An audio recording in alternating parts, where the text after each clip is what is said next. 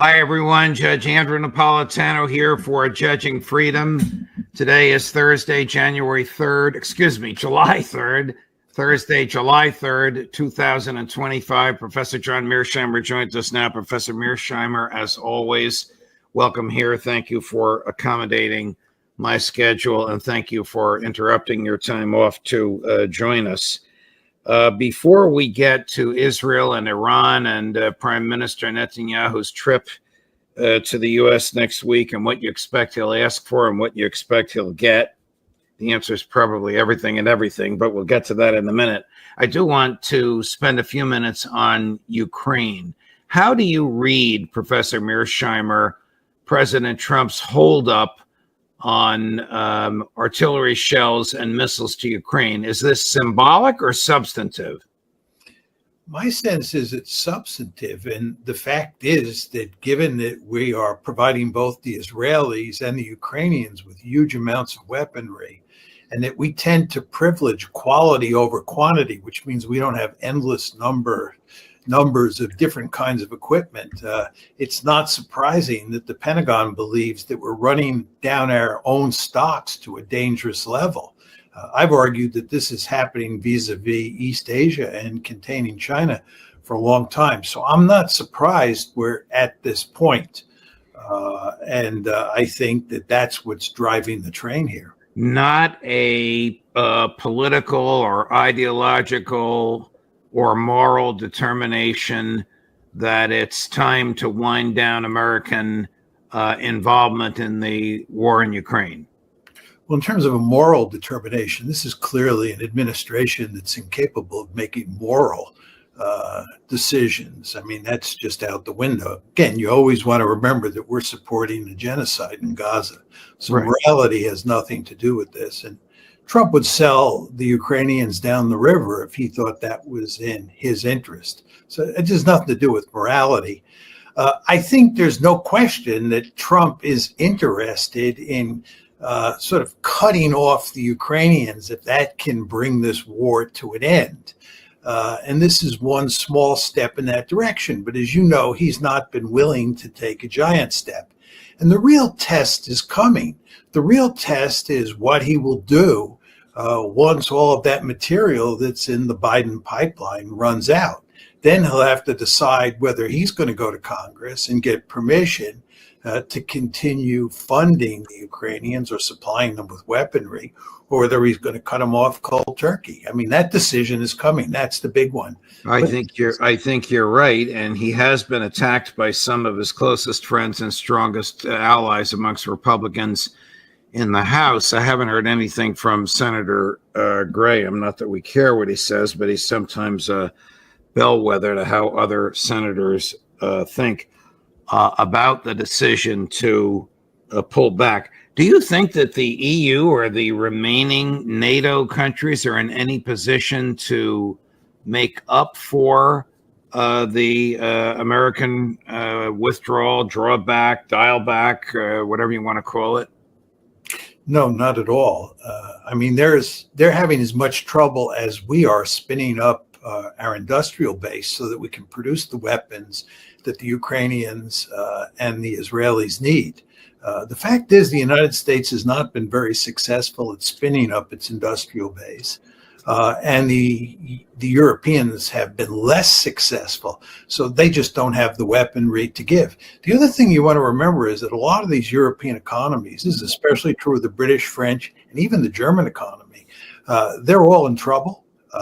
And spending huge amounts of money to continue funding this war in Ukraine forever and ever, because this has become a forever war for the Europeans, I don't think is politically feasible. So they may be able, they meaning the Europeans, may be able to substitute for the United States if Trump cuts off the spigot, but not for long, in my opinion.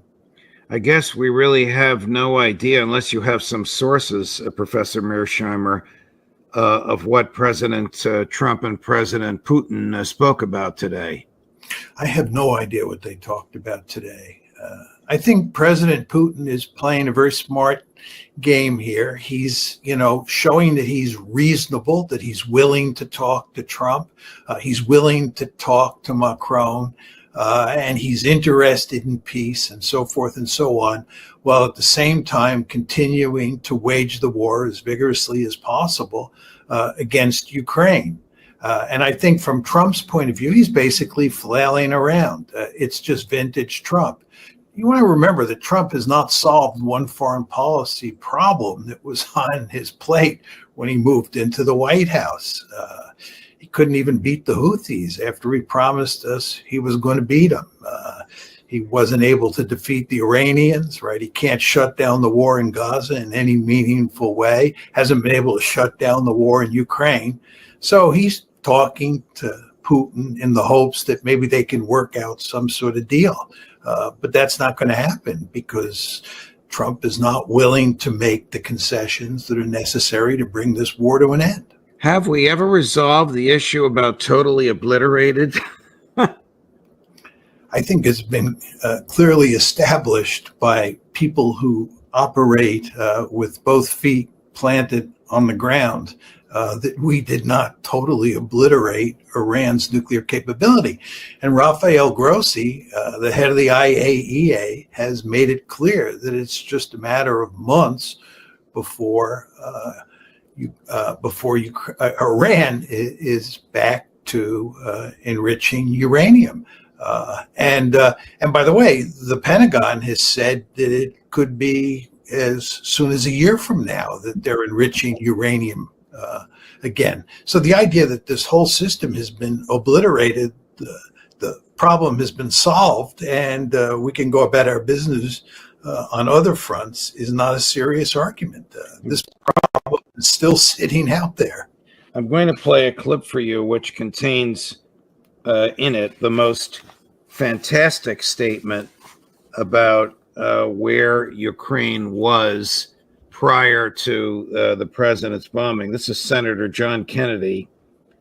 Don't let his country bumpkin way of speaking fool you. He's a very well-educated man, but the claims in this are absurd. I invite your attention to two parts of it. One, he talks about a conference with intelligence people in which he and other senators were briefed. He lists the briefer. Listen for a name that is conspicuously missing. And then there's a very short question and a 3-word answer at the end. The last 3 words you'll hear in this clip, and I invite your attention. Is that an Israeli or an American assessment? I don't know. Did you ask, Senator? Apparently not. What, have you ever heard this nonsense before? Within days? Have you ever heard of a briefing?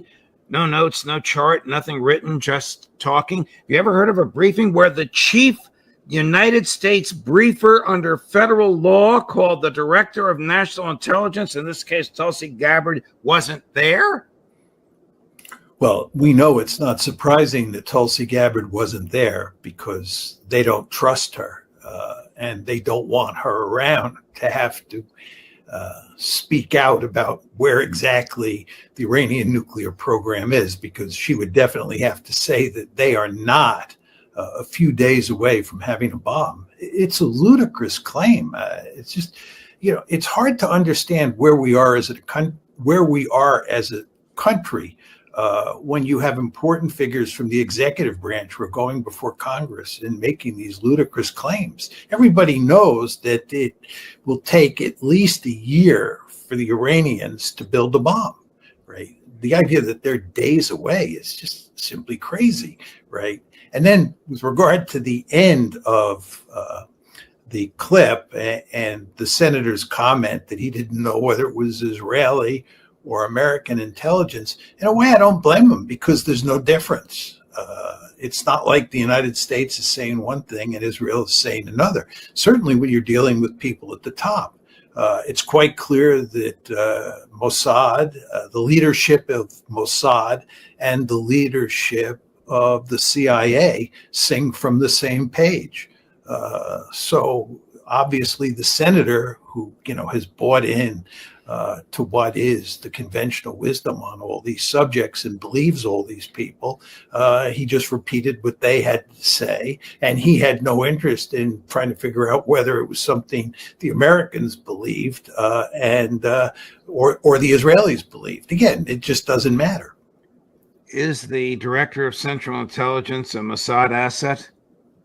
Oh, he is. He's not a Mossad asset in the sense that he's a secret Mossad asset.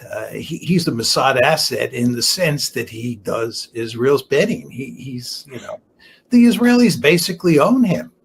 It's very clear. Max Blumenthal has laid this all out for you on the show. And yes, Max calls him the Mossad stenographer. He takes down everything that they tell him. Yeah, that's exactly right. And it just, again, highlights that at the higher levels, there's really no meaningful difference between Israeli views and American views on all these things. By the way, I wouldn't be surprised if one of the reasons that Trump attacked on June 22nd was because he bought into this whole argument that the Iranians were a few days away from having a bomb, and it was imperative to destroy this capability before they got the bomb. Maybe that's the attack. He would have gotten that argument from the Mossad agents, according to Max Blumenthal, who visited him in the Oval Office.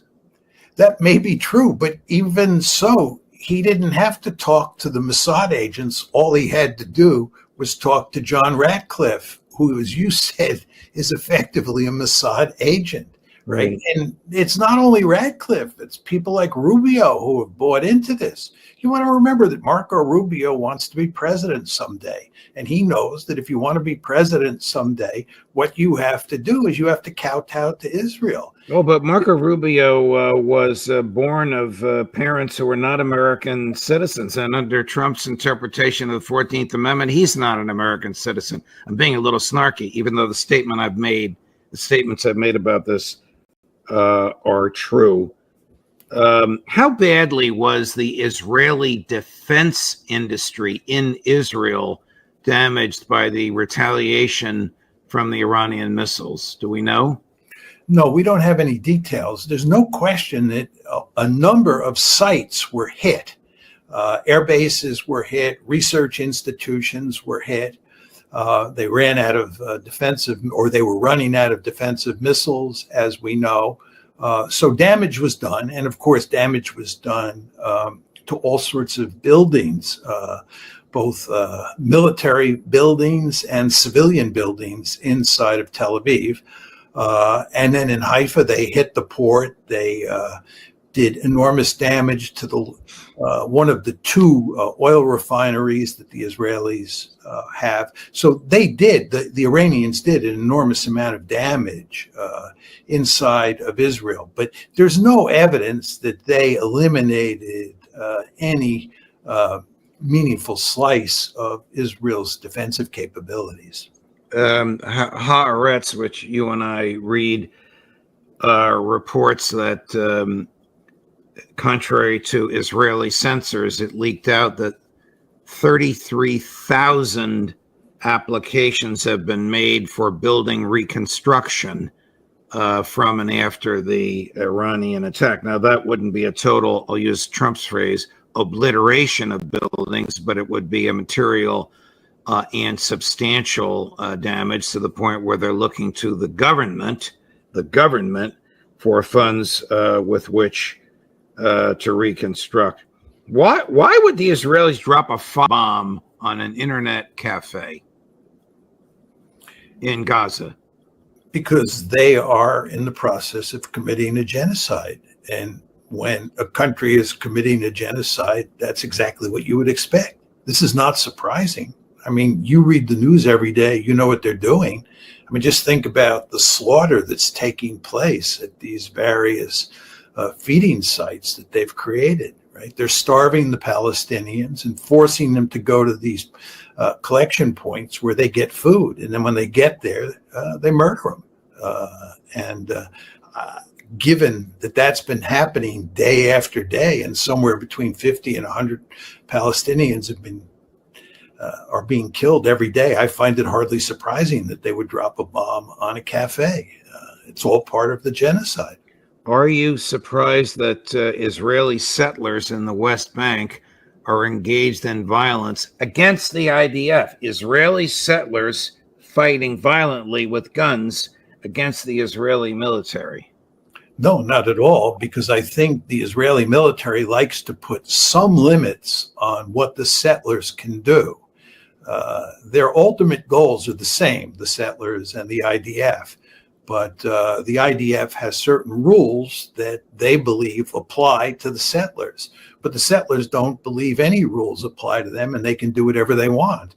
And a lot of them are crazy enough that they're willing to attack the IDF. So you have this ongoing problem in the West Bank where the settlers and the IDF are actually clashing. And the Israeli Defense Ministry is taking measures to try to put this problem to bed. Why is Benjamin Netanyahu coming to Washington next week? We already give him everything he wants. Well, I would imagine that he wants to strategize with Trump.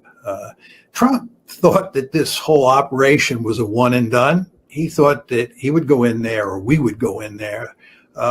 We would obliterate Iran's nuclear capability, and that would be the end of the story. But what Trump doesn't understand is he just bought into a forever war. This war is going to go on and on and on. I can lay out the details as to how it's going to happen if you want. But the idea that this is one and done is not serious. So what Netanyahu wants to do is he wants to brief Trump on how this is likely to play out. And he wants to begin to work on getting him to make sure that the United States is in the fight with Israel. How do you think the war will progress? Israel will break the ceasefire, as it always does whenever it enters into a ceasefire. Well, again, you want to understand what Israel's goals are here. Israel's goal is to wreck Iran. It's to turn Iran into another Syria, and at the same time to eliminate Iran's ability to enrich uranium. We focus a lot of attention on the fact that Iran can enrich uranium and that the Israelis and the Americans want to prevent that. Okay, but that's the first part of the story. The second part of the story is that the Israelis are bent on destroying Ukraine. They just don't want regime change. Well, you said Ukraine, you meant Iran. Yes, I'm sorry. Okay. They want to wreck. They want to wreck Iran, and it's going to take them a while to do that. It took them a while to wreck Syria. Of course, they did it with our help and with Turkey's help. And their belief is that they can wreck Iran, but they can only do it with our help. You want to remember that one thing that's really happened here is that the Israelis have become extremely dependent on the United States to carry out these various military operations. The Israelis used to make a lot of the fact that they had created the ability to operate independently against their principal adversaries. They didn't need another country to fight their wars for them. Yes, they would buy weaponry from countries in Europe or from the United States. They would take aid from those countries. But when it was time to fight, the Israelis would do the fighting themselves. That's no longer the case. And it's in large part because the United States and Israel are joined at the hip. And because we're joined at the hip, they understand, right, that anytime they go to war against a country like Iran or when they execute a genocide in Gaza, they need the United States. They can't do it alone. And therefore, it makes eminently good sense for Netanyahu to come to Washington to talk sweetly to Donald Trump, to assuage his ego and tell him how much Israel needs him, how much Israel appreciates him, and also just to give him a sense of what's coming. Because you want to understand, Judge, what's happened here is that they've not obliterated forever Iran's nuclear capability. And Iran is committed to, once again, enriching uranium, right? That means that we won't know what exactly they're doing because the IAEA, which has been our eyes and ears up to now is no longer going to be able to monitor what the Iranians are doing. So the Israelis are going to tell all sorts of stories how the Iranians are secretly enriching uranium for purposes of building a bomb. And we won't have Rafael Grossi or anyone like that there to say that they're not doing that. And the Israelis won't have Rafael Grossi to share secrets, to get secrets from. Yes, I fully understand that. But I'm also just telling you that you want to understand that from Israel's point of view, this is the ideal situation because the Israelis can portray the Iranians as moving rapid on the road to get nuclear weapons. And there will be no IAEA to inspect and say that's not the case. And once that rhetoric is on the table and it begins to spread in the United States, as it did just before the bombing on June 22nd, what will happen is that we will feel compelled to come to the aid of our close ally, Israel. And of course, if we bomb again, that's not going to solve the problem. And all of this is a way of saying we're in another forever war. What has the United States of America as a country gained from its alliance with Israel? Nothing, as I've said to you before. Israel is a giant albatross around our neck, both strategically and morally. I mean, as a result of what's going on in Gaza, we're complicit in a genocide. And from a strategic point of view, we're now in another forever war, this one involving Iran. Furthermore, it's more likely than ever that Iran is going to get nuclear weapons. And if that happens, it's going to do enormous damage to the NPT. Furthermore, supporting Israel the way we support it has done great damage to the international legal system that we set up. Just look at what we're doing with the ICC, the ICJ, and so forth and so on.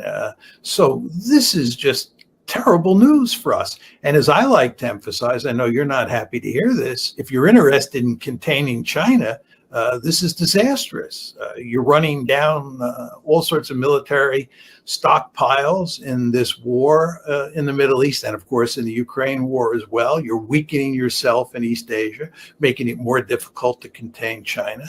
So this is not good for us. What will China and Russia do, if anything, if the United States invades, whether by air, sea, or land, Iran? I don't think we're going to invade by land. I don't think that that's in the cards. I think that the Iranians, the Russians, and the Chinese all understand that it's extremely likely, I'm choosing my words carefully here, that both the Israelis and the Americans will pay a return visit to Iran. And I think the Russians and the Chinese understand that they have a vested interest in helping Iran buttress its defenses and improve its inventory of ballistic missiles.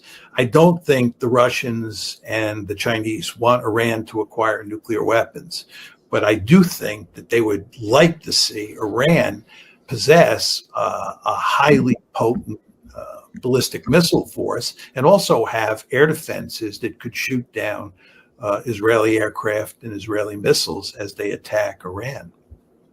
Wow. I don't know that Trump's going to have an easy time selling to the American people, and maybe he doesn't care since he can't run for election again, the concept of a major incursion, I'll use that word since it's not going to be a land invasion, into Iran. I mean, what did he gain by the $100 million he spent bombing? He gained nothing with the $500 million he spent bombing the Houthis. What did he gain with the $100 million he spent bombing the Iranian mountainsides on June 22nd? Well, I think with regard to the American people, as long as Americans don't die, there's almost no limit to what he can do. I mean, there's just no real resistance in this country. The Democratic Party puts up hardly any resistance. There's hardly any resistance inside the Republican Party. And voices like ours are few in number. I mean, there are a lot of people who listen to us, but it doesn't have that much effect up at the top. So Trump is pretty much free to do whatever he wants for the foreseeable future. And he is acting that way. I mean, he shows no sense of limits, no sense that he could get himself into trouble. And what we're saying here is that, the potential for trouble is real, but he doesn't buy that argument. I wonder if he understands the perception that Netanyahu has him wrapped around his finger.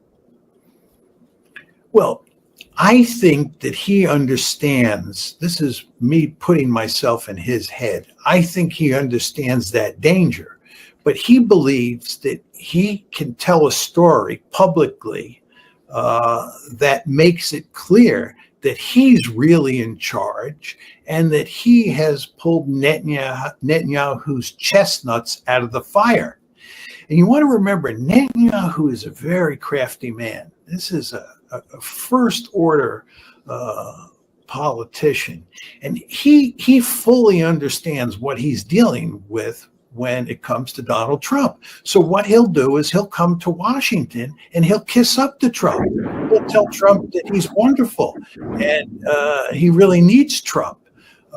And Trump will then be able to say that he is helping Israel, he is saving Israel. Israel should be thankful for him. And Netanyahu will just nod in agreement. So in a very important way, that allows Trump to convince himself that Netanyahu's not in the driver's seat, that he, Donald Trump, is in the driver's seat. Professor Mearsheimer, thank you very much. It feels like it's a Friday afternoon, but it's Thursday because we all have the 3-day holiday weekend coming up, so-called Independence Day. We are independent of London, but are we independent of Washington? Not at all.